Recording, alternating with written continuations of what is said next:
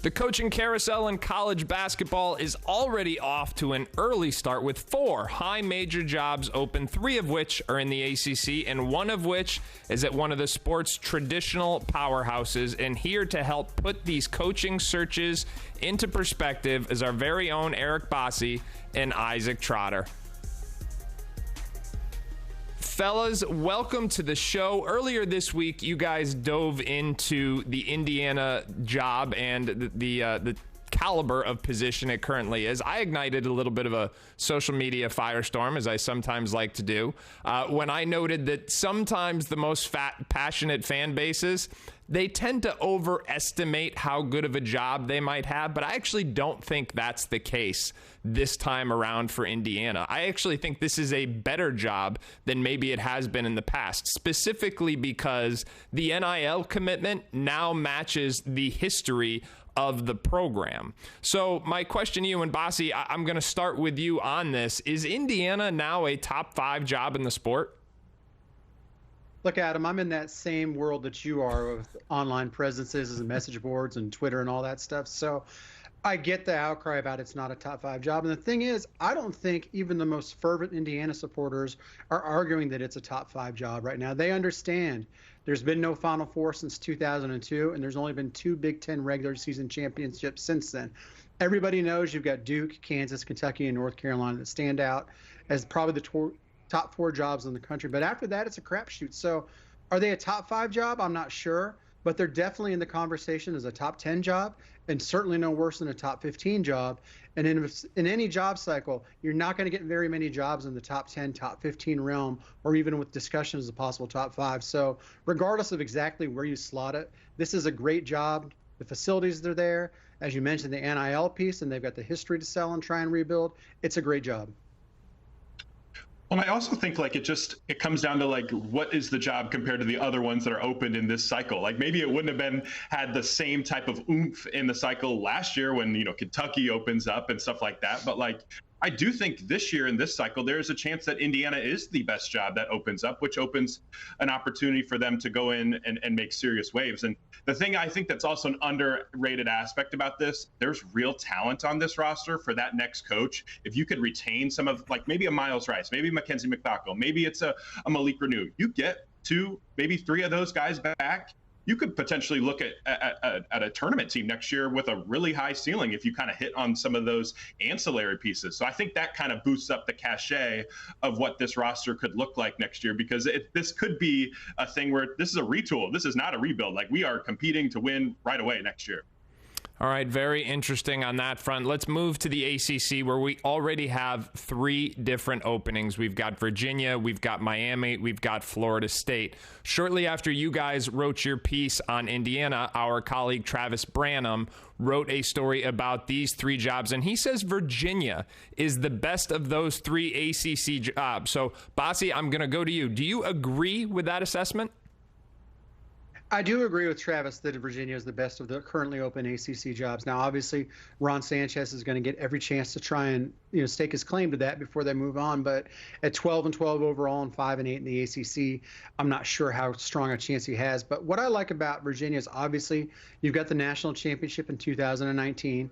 They won the ACC the year before. They won the ACC 2 years since. They've got great facilities to compete with any program in the conference. They've also got much better than you realize NIL. They're pretty solid in that foundation. And one of the things with Tony Bennett is he was really slow to accept the NIL help. I think some of the power brokers that want to help the program would have gladly given him much more support than he was willing to take. So if you get the right hire in there, I can see significantly stronger NIL. And with a nice recruiting base in Virginia and the DMV and the areas around it, you've really got a job that's a real powerhouse potential job. Again, in any job where you've won a national championship has to be considered better than most other jobs out there. And there's desperation, because this is a program that doesn't want anything to do with living in the bottom of the league. And I think Louisville's a great example of this. It doesn't necessarily have to, were we sitting here last year being Pat Kelsey is absolutely the #1 target for Louisville and makes so much sense? Well, no. But if you find the right ball coach and you give him the resources to compete, you can jump in this league. Like, this league is wide open, just ready, willing, anybody. Come on, like, you put a roster together that you can compete with, and you could potentially finish second or third in this league pretty quickly. So I do think that Virginia, there is going to be some desperation here behind the scenes of building a winner, giving it the resources to have a winner. And like Bossy said, like, the recruiting areas, like, it's Virginia basketball. Like, there's an opportunity here to be one of the best programs in this league really, really quickly. Virginia would be number 1 for me, Miami 2, and I think Florida State would be 3.